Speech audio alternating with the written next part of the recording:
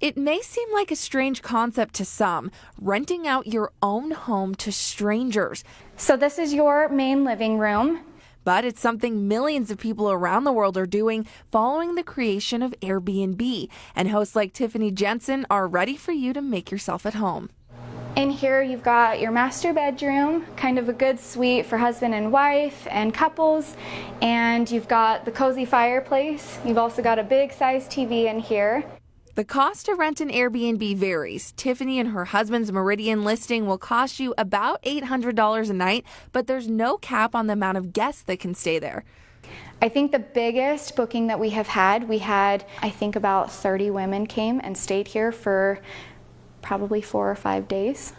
Airbnb facilitates a wide variety of prices. You can have an ultra luxury home, you can find something more affordable, or you can have something in the middle like this.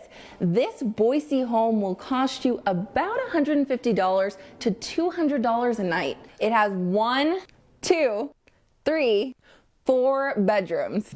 But if you don't need that many bedrooms or you have a smaller budget, you can find Airbnbs for as low as $40 a night. That's about what the studio in downtown Boise costs. Host Haley and her boyfriend hope that after staying in their studio, you'll fall in love with Boise the way they have. It's kind of how we look at it, is it's an extension of us that we're trying to help offer to people that may be more cost effective than a hotel.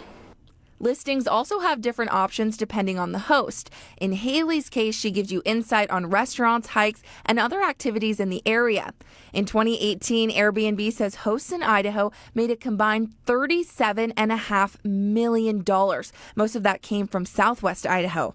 Airbnbs in Ada County alone saw more than 73,000 guests and brought in more than $8 million. The executive director of the Boise Convention and Visitors Bureau says she's not surprised by the growth because hotels in Boise are growing too.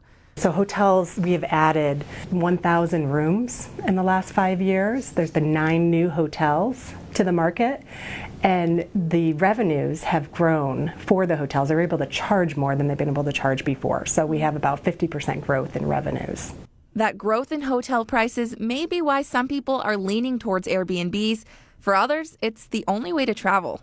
I would say the difference between living in a hotel room when you travel and living in a home is you want to feel at home. All right, Sophia, if anyone's interested, they haven't used Airbnb before and they want to check it out, what do they have to do? Yes, pretty simple. So to check out local Airbnb listings, you'll download the app to get started. You can also do this on your computer as well. But there you type in your desired location, your price range, then you search options. And this is really important because you can either do an entire home or you can do a home that you actually share with the homeowner. So you get an individual room, which I think some people maybe don't realize that when they sign up and they get there and they're like, oh, who are you? You know, why are you here?